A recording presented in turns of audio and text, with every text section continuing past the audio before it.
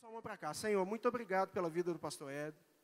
Nós te louvamos, ó Deus, pelo pastor que ele é, pelo amigo, e nós cremos que o Senhor há de usá-lo essa manhã. Nós confiamos nisso. Por isso te pedimos para que o Senhor o use, para que a gente possa ser abençoado nesse sentido. Nós carecemos da tua presença e da tua revelação. Muito obrigado por ele, ó Deus. Muito obrigado por esse congresso. Que ele possa ser boca do Senhor nesse momento. Em nome de Jesus, amém. Bom dia a todos. Abra sua Bíblia comigo em Marcos, no capítulo 8.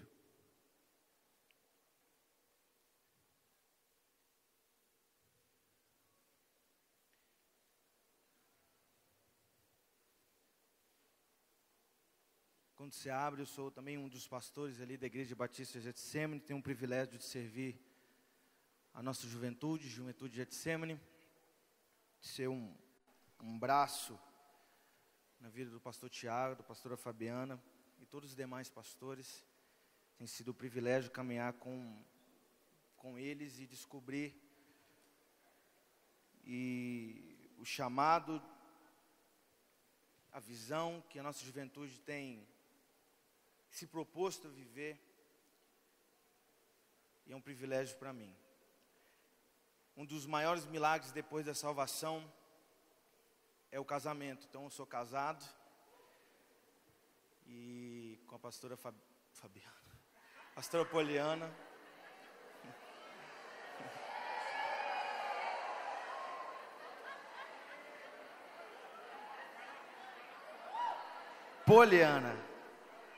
Poliana, casado há 5 anos, tem um filho de 3 anos, o João, e o mês que vem está vindo o Felipe, para a glória de Deus. Também tenho o privilégio de estar líder nesse momento dos meninos do Colete Vermelho. Essa galera que tem servido sem força, sem medida, tudo para que o serviço e vocês sejam muito bem entendidos em tudo que tem sido feito. Por isso eu quero que você nesse momento aplaude a vida desse salva-vidas que tem se doado com muita alegria.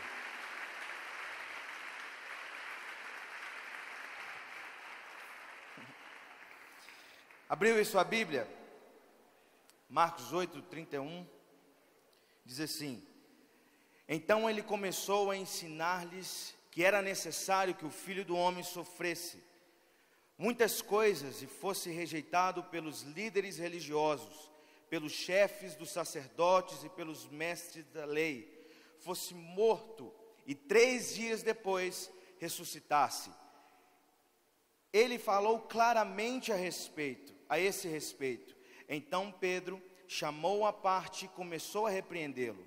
Jesus, porém, voltou-se, olhou para os seus discípulos e repreendeu a Pedro, dizendo: para trás de mim, Satanás, você não pensa nas coisas de Deus, mas nas dos homens.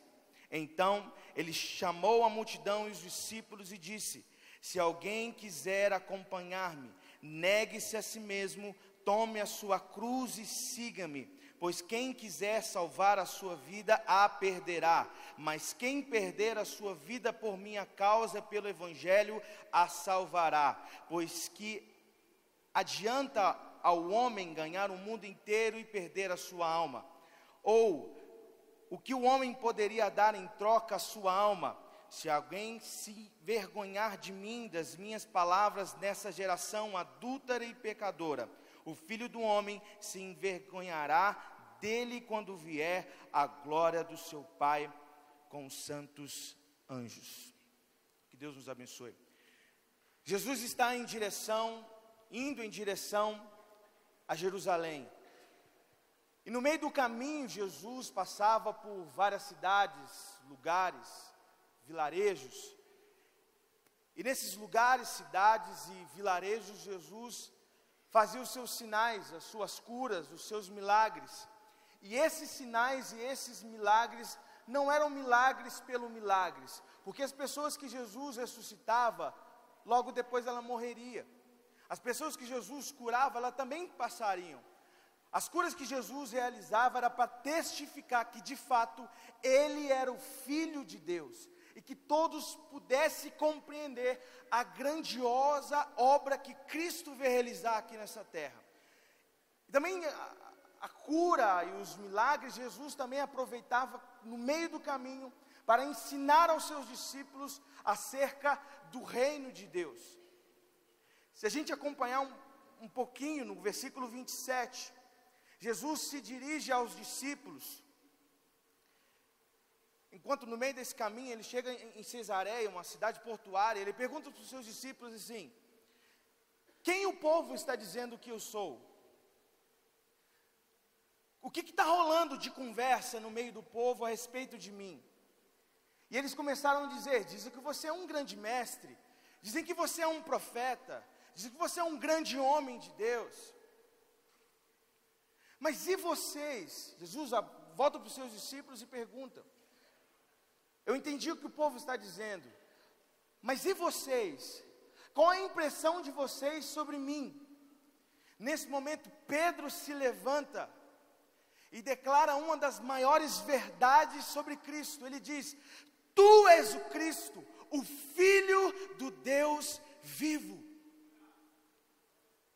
Marcos não vai relatar essa história com tanto detalhe, mas Mateus, no capítulo 16, vai dizer que Jesus olha para Pedro e diz: Pedro, você não disse isso pela sua própria boca, mas o Espírito Santo de Deus te revelou, porque essa é a verdade central de todo o cristianismo. Eu sou o Cristo, eu de fato sou o Filho do Deus vivo, e não há ninguém no mundo capaz de trazer essa revelação, a não ser através do Espírito Santo de Deus.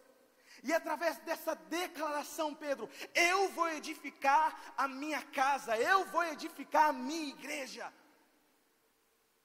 Todos começaram a pensar: uau, ele é o Cristo. Jesus aproveita esse ambiente de ensino e começa a dizer o que é ser Cristo.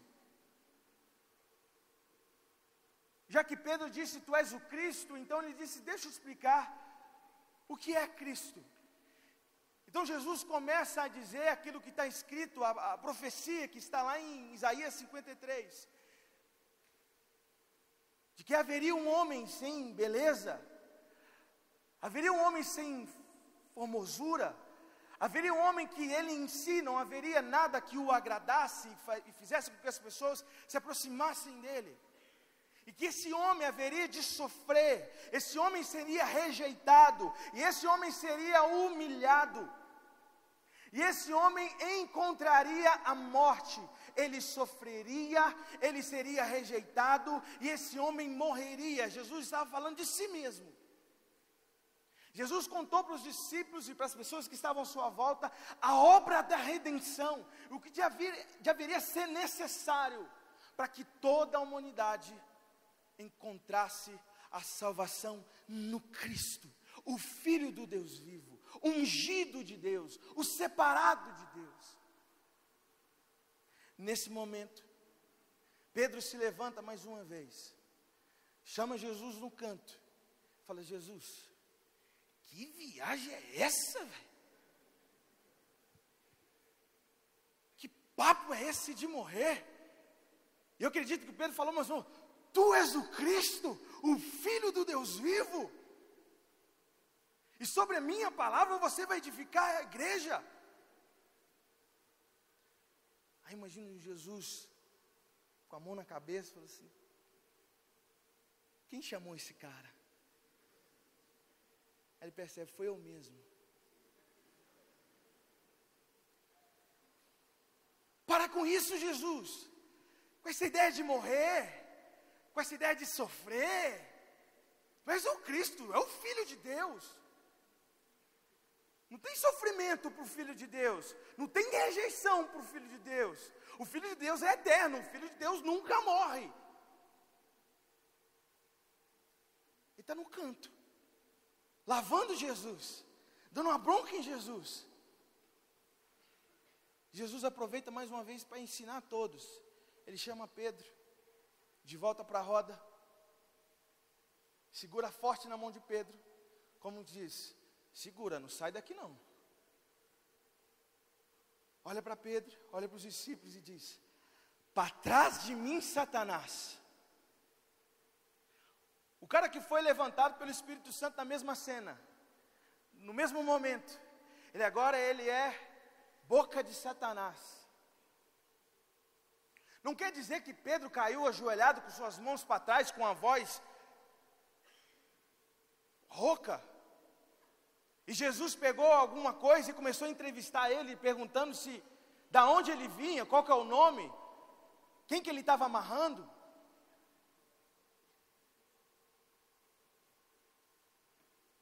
Porque a gente acha que possessão é isso. E o próprio Jesus explica o que é ser possuído por Satanás. Ser possuído por Satanás é todas as vezes que nós damos e usamos a nossa mentalidade humana para tentar explicar aquilo que só o Espírito pode explicar. Porque Jesus está falando algo espiritual, a morte espiritual, o sofrimento espiritual, a rejeição espiritual. E Pedro entende o sofrimento como chorar. Pedro entende ser rejeitado como ser excluído. E Pedro entende como morte, como fim. O que Jesus estava dizendo para os seus discípulos é: nós não somos desse lugar, nós pertencemos ao reino de Deus. Tudo que vivemos aqui é espiritual, porque a nossa luta não é contra a carne e nem contra o sangue, mas sim com potestades. Nós que estamos aqui, nós não estamos lutando simplesmente contra a nossa carne, existe algo espiritual. Em tudo, a nossa mentalidade tem que ser uma mentalidade de Cristo. Não existe espaço para aquele que foi regenerado, transformado, revivificado para mentalidade carnal. Tudo o que acontece à nossa volta tem uma conotação, tem uma intenção de espiritualidade. E todas as vezes que nós pensamos de forma carnal aquilo que é espiritual, se não é espiritual, se não é do reino, então é das trevas. Se não é de Cristo, é de Satanás. Porque Pedro estava vendo o resgate da humanidade. Pedro estava vendo o sofrimento como a gente talvez vê o sofrimento. Porque Jesus, o que ele tinha acabado de dizer, era o seguinte: para que eu possa me tornar o Cristo só pode ser Cristo, se ele sofrer, for rejeitado e morrer.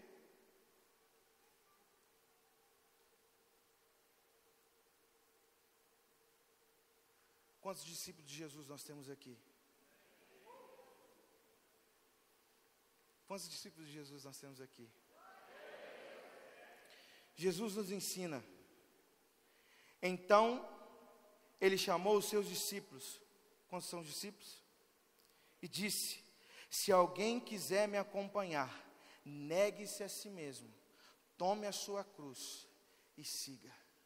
Quando Jesus está falando de sofrimento, quando Jesus está falando de dor, quando Jesus está falando de morte, ele está falando: pegue a sua cruz, porque a cruz é o significado de tudo isso. O sofrimento é a consequência da cruz. A rejeição é consequência da mensagem da cruz.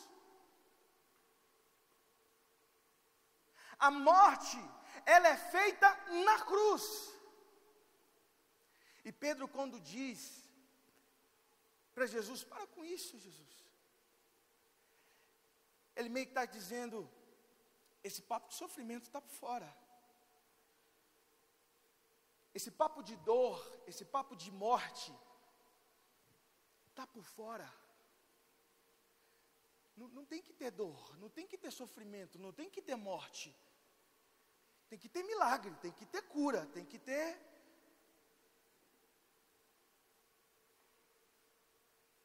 a mão mirrada ela volta. Foi isso que eu vi de você, Jesus.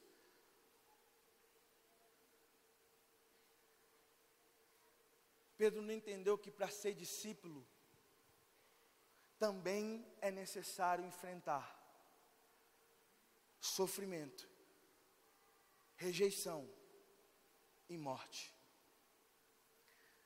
Legado também pode ser compreendido e entendido, como nós ouvimos aqui ontem à noite, um exemplo, uma orientação que deve ser seguida para aqueles que acompanham o seu mestre. Se de fato somos discípulos de Jesus, temos que seguir os passos de Jesus, amar como Jesus amou, perdoar como Jesus perdoou, oferecer perdão como Jesus oferecia o seu perdão, mas também sofrer como Jesus sofreu, ser rejeitado como Jesus foi rejeitado, e morrer como Jesus também morreu. Esse é o legado de Jesus para todo crente. Cruz. E eu paro para pensar, isso é uma mensagem para mim. E eu me pergunto, eu como discípulo de Jesus, como alguém que digo que eu sigo os passos de Jesus,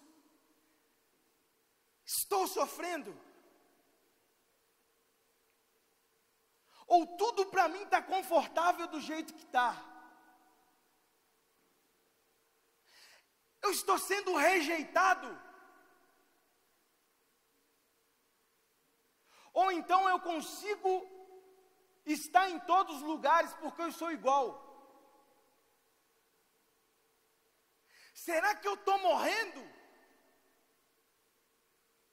Ou eu estou vivo e forte para viver da maneira como eu entendo a vida?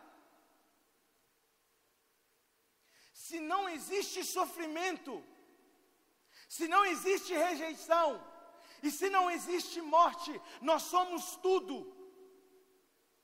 Nós somos ministros de louvor, nós somos pastores, nós somos integrantes de um ministério, nós somos regentes, nós somos membros de uma grande igreja, mas nunca seremos discípulos de Jesus, se não houver sofrimento, rejeição e morte. Se não existir a cruz de Cristo na vida de todo cristão. E Jesus aproveita todo esse ambiente, onde ele pega a declaração de Pedro, onde ele entende aquele momento propício para dizer o que é ser discípulo, o que é ser Cristo. E ele começa a dizer para todos nós, no versículo 34, que é a centralidade da carta, aliás, do Evangelho de Marcos.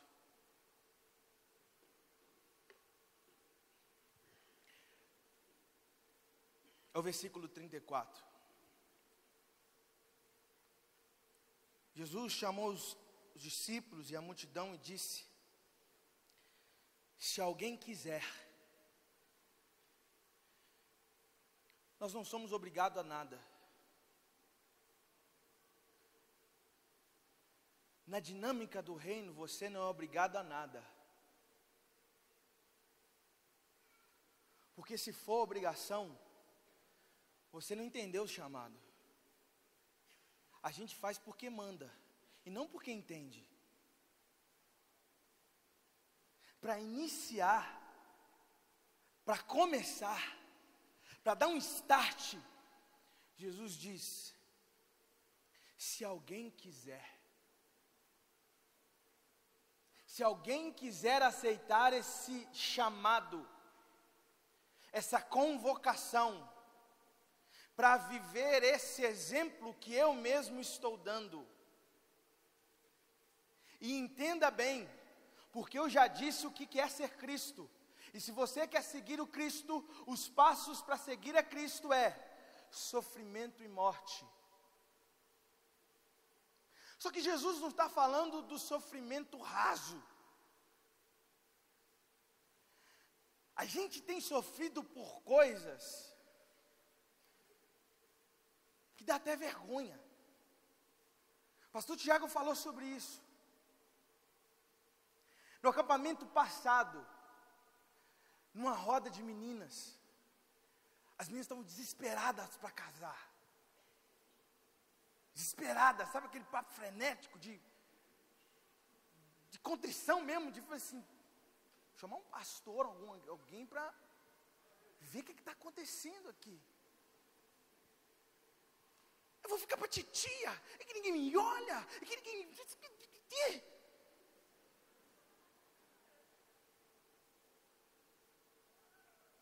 Aí alguém perguntou, quantos anos você tem? Eu tenho 15.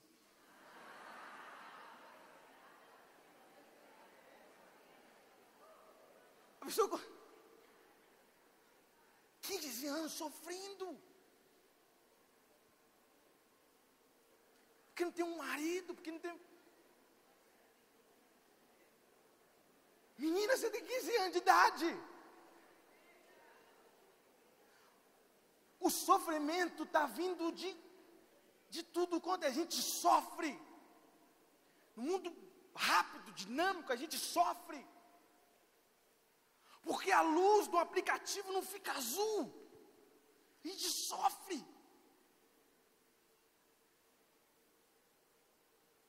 E eu acabo sofrendo junto. Porque às vezes, isso já aconteceu no Ministério Salva Vidas. Uma pessoa me mandou uma mensagem. Agora, nesse período de acampamento, a gente ralando igual não sei o quê, segunda, entrando para dentro de chalé, igual vai para a guerra, varrendo, subindo em trem. Aí chegou outra pessoa, pastor, falando de tal, tá triste com você. Por quê? Porque você não deu a mensagem dela no WhatsApp.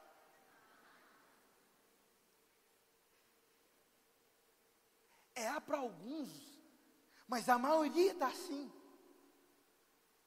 Esse é o tipo de sofrimento que está pegando a gente, que está tirando o nosso sono. Ontem eu tinha 100 seguidores, agora eu tenho 99. O que é que está acontecendo?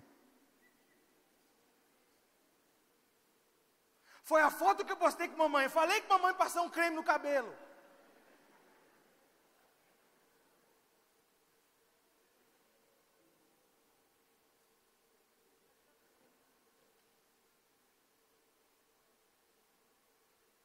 Dá para entender o entendimento de sofrimento? É para essas pessoas que Jesus diz para trás de mim, Satanás. Porque elas entendem ainda o sofrimento como algo dessa terra. E ainda por coisas maiores. Por problemas de verdade. É um casamento que se desfaz. É o problema das drogas na família. Sofrimento. É o problema de saúde. Eu falei na juventude, no último sábado, que a minha mãe está com câncer de mama. Sofrimento. Todo mundo na família fica com esse sentimento de doença, tristeza. A gente fica querendo estar perto e não tem como.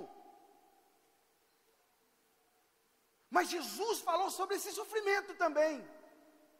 Aliás, antes de Jesus já haviam pessoas que entenderam esse tipo de sofrimento. E declararam, ainda que eu ande pelo vale da sombra da morte, não temerei mal algum, porque tu estás comigo. Sobre o problema do sofrimento aqui, já está safo, está resolvido. Não tem que se pensar nesse sofrimento.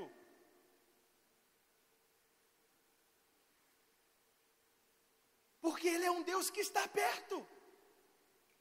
É um Deus que está conosco todos os dias, até a consumação do século. Declaramos isso aqui. Sobre esse sofrimento já está resolvido.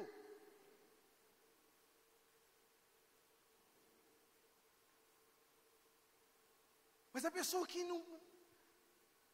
não entende o sofrimento espiritual,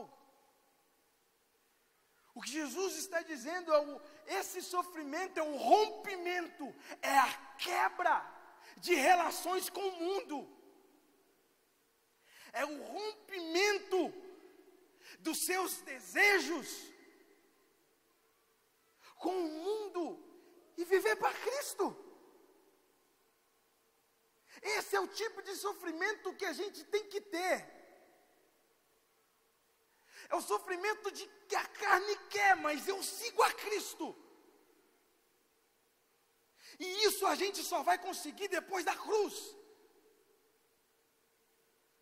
Porque quem não é discípulo, ele tenta carregar a sua cruz com suas próprias forças.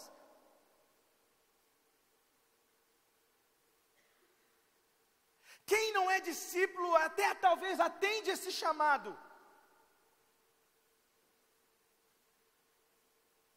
Mas é a pessoa que faz do culto de domingo um local de purificação dos seus pecados semanais. E diz, estou pronto para outra. E peca novamente, e erra novamente.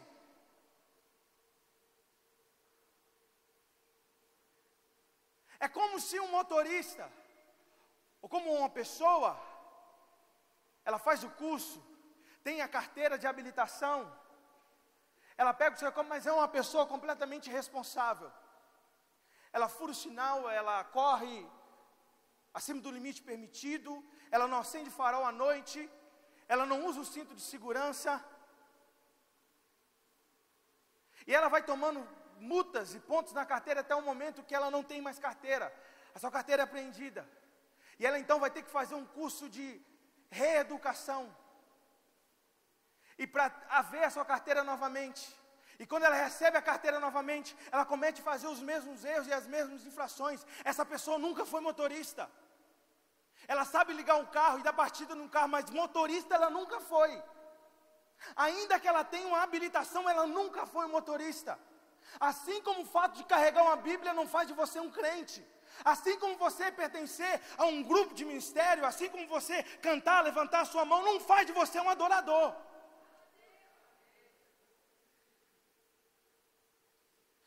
Essas pessoas que fazem da ceia, quando o pastor diz e fala assim, se avalie, ela vê se ela tem aptidão, e ela fala assim, essa semana eu não pequei, então eu estou pronto. Então eu sou digno de participar da ceia. Essa semana eu não pequei, essa semana eu não fiz isso, essa semana eu não fiz aquilo.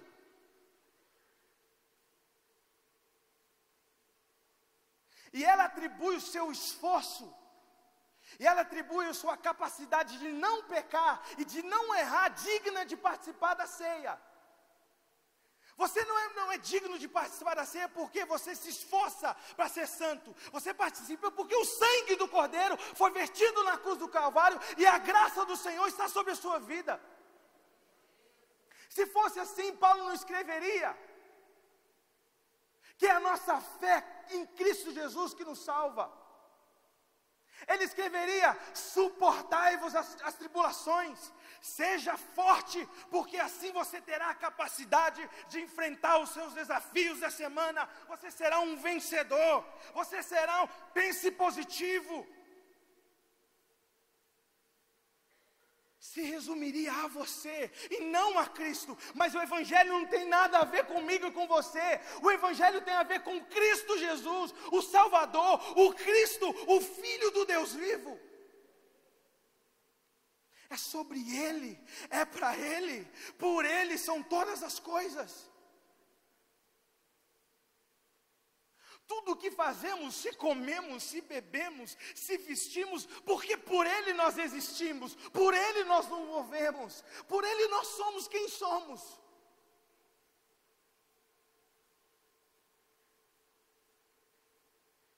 Quem Quem é discípulo sofre. Quem é discípulo, ele chora. Quem é discípulo, ele se derrama, ele se quebranta. Quem não é, espera o próximo congresso para ver se alguma coisa vai acontecer.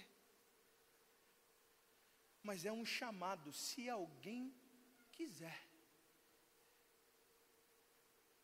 Não é uma imposição. Se você quiser.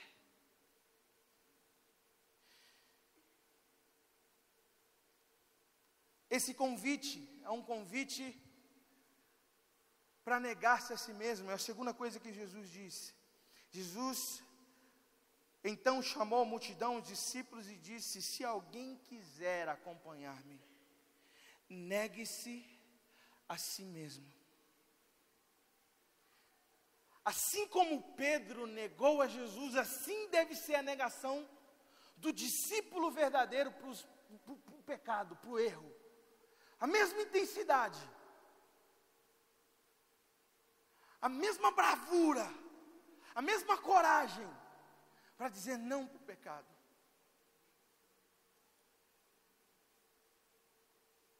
Jesus está falando de abnegação.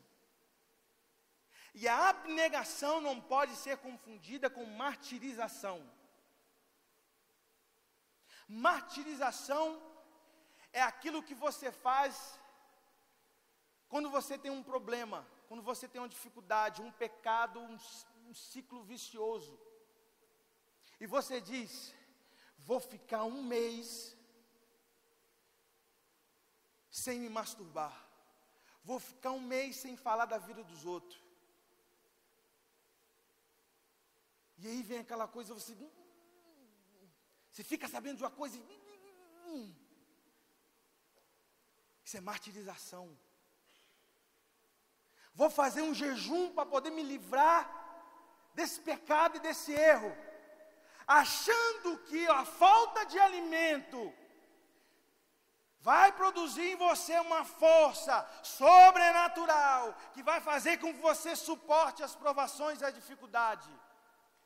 Você mais uma vez está dizendo que pelas suas próprias forças você pode se livrar do erro que está dentro de você. Isso é martirização. Jesus está falando de abnegação. A abnegação é deixar de olhar para a sua vida e olhar para a vida de quem importa. Jesus está fazendo um convite, é um convite: olha só para mim. Olhe só para mim.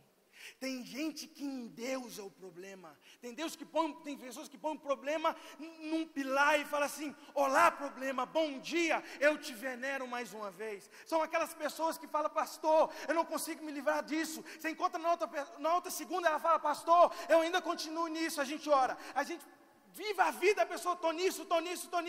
Ela não tem outro tipo de oração a não ser: me livra disso. Eu não suporto isso. O que Jesus está dizendo: para de olhar para o problema e olhe para quem é aquele que pode solucionar o problema. Sabe aquela frase? Batidaça!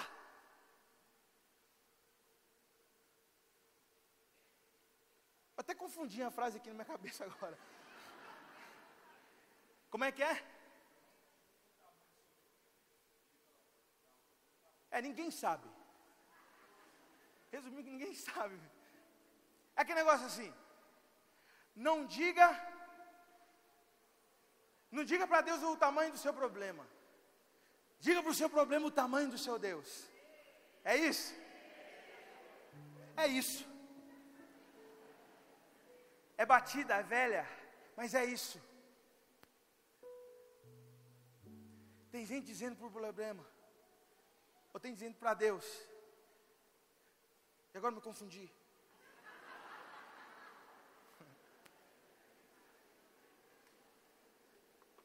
Esquece esse exemplo, vamos para outro.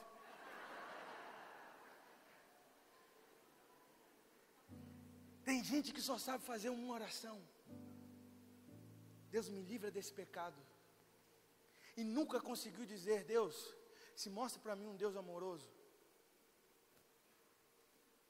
Tem gente que só chora por causa de problema e nunca chorou porque Jesus entrou no ambiente do seu quarto e te deu um abraço. O que Jesus está dizendo: olhe para mim, cara. Olha para mim. Os seus olhos têm que estar fitos em mim. É para a cruz que você tem que caminhar, é para a cruz que você tem que olhar. Mas aí eu vou conviver com esse problema no dia que você descobrir o Deus que você adora. No dia que você descobrir o Deus que você serve. No dia que você conseguir descobrir o peso da sua cruz, você nunca mais vai se lembrar de que um dia você teve um problema, uma dificuldade.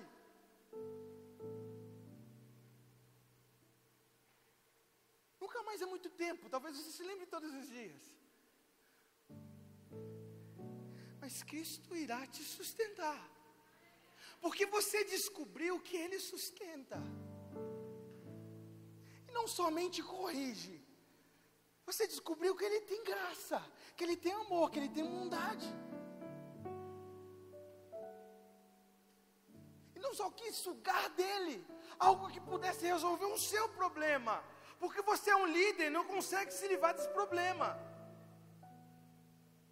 Porque você é um membro de um grupo onde as pessoas vê você como uma pessoa, tem várias missões, várias igrejas. Talvez você é um líder, e você está pedindo para Deus tirar isso de você. Não é porque você entende que você precisa ser parecido com Cristo, é porque você precisa parecer crente para os outros. O que Jesus está fazendo é um convite. Você não é obrigado. É um convite para você olhar para Ele. Negue-se a si mesmo. Para de olhar só para você. Entenda aquilo que Paulo disse lá em Gálatas 2:20. Ele diz: já estou crucificado com Cristo. Agora vivo não mais eu. Não sou eu que vivo, a abnegação. Não sou eu que vivo, mas quem vive em mim é Ele. Cristo vive em mim. Eu descobri o Cristo. Eu contei para o meu problema o tamanho do meu Deus. Eu descobri quem Ele é. Porque eu aceitei o desafio de tomar a cruz e seguir a Ele. De sofrer por Ele, de ser perseguido por Ele.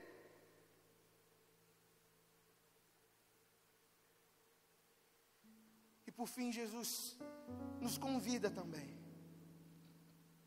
Se alguém quiser acompanhar-me, negue-se a si mesmo, tome a sua cruz e siga-me. O convite de Jesus é para tomarmos a cruz. E somente através da abnegação nós temos a capacidade de carregar a cruz de Cristo, porque nós não temos a capacidade. Só Cristo em nós nos dá força para carregar a cruz. Nos dá força para enfrentar as dificuldades e os problemas que continuarão batendo a nossa porta. Porque na oração, o próprio Jesus disse: nos livre das tentações. Tentação vai ter o tempo todo. A tentação bate para você, e a tentação também bate para mim todos os dias. Afinal de contas, o pastoreio não me dá uma capa, ou não me dá uma carteira, de quando a tentação vir, eu dou uma carteirada e ela vai. Não existe isso. O que existe é resistir o diabo, e ele fugirá de vós. Você só vai conseguir resistir aceitando esse convite, que não é uma obrigação, é um convite. Abnegando a si mesmo, negando a si mesmo, porque só assim você vai conseguir carregar a cruz de Cristo. E essa cruz, e esse ato de pegar a cruz e carregar, não vai ser um marco histórico na sua vida, no qual nunca mais você vai ter que olhar para a cruz. Quando você acordar, a cruz vai estar do seu lado. Você vai ter que pegar a cruz e levar para o seu dia. No final você vai estar cansado, mas o Senhor vai estar com você todos os dias até o fim, até o final, te sustentando. E quando você deitar, você leva a cruz para você. Você deita com a cruz. E amanhã a cruz vai estar lá de novo. E você vai ter que pegar a cruz mais uma vez, colocar seus ombros e carregar mais uma vez. Todos os dias serão dias de carregar a cruz. Todos os dias pela manhã, quando você acordar, Jesus vai estar olhando para você e dizendo: se você quiser, negue-se a si mesmo, tome a sua cruz e siga-me. Hoje, quando você estiver no funcional, quando você estiver na piscina, quando você estiver no campo, e alguma coisa acontecer, lembre-se de que Jesus vai estar te perguntando: se você quiser, você tem uma opção. Você tem uma opção de desobedecer, você tem uma opção de ir para o escuro, você tem uma opção de irar, você tem opção. Mas se você quiser, negue-se a si mesmo, tome a sua cruz e siga-me.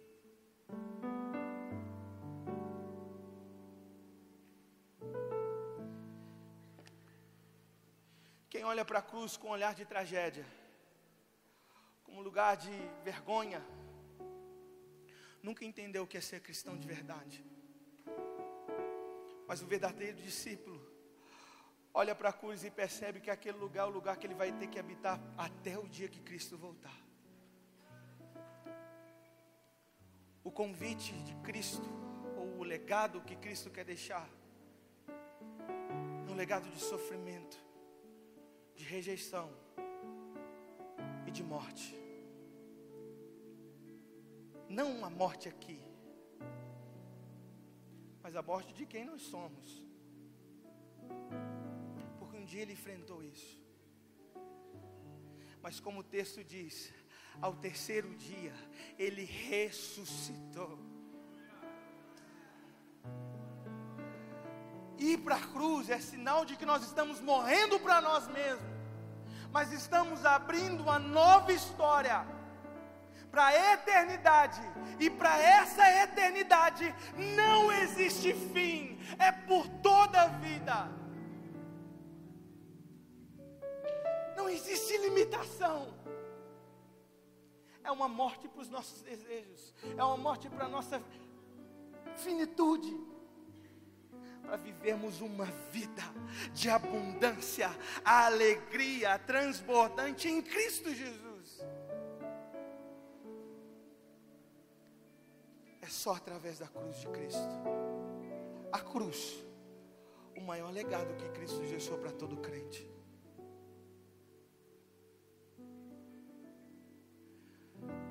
O bom é que Jesus já preparou a cruz de cada um. Cada um sabe o peso da sua cruz. A cruz tem a sua medida, é só sua, ninguém pode carregar por você. É só você. Aliás, é só você e o próprio Jesus, porque Ele sabe como se carrega uma cruz. Você pode ficar de pé no seu lugar.